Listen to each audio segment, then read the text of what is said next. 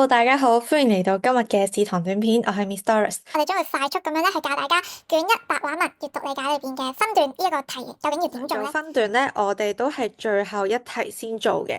點解啊？因為啱啱同咁多位都講過，其實簡單啲嚟講呢，我哋係有三樣嘢咧要睇嘅。最簡單呢，就係啱啱提到好多考生都已經識嘅時間變化啦、場地。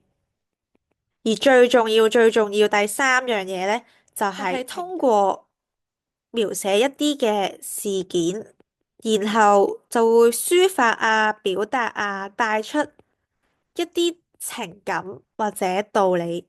咁我哋睇到咧，父親咧之前係一個軍人嚟噶啦。好啦，咁我哋見到咁多嘅時間，應該點樣分呢？其實咧，第一 part 咧好明顯咧，就會係喺第七同第八中間畫一條線啦。咁究竟要喺12段、13段呢度間啦，定係13段去到14段呢度間呢？係啦，咁就下次見啦，拜拜。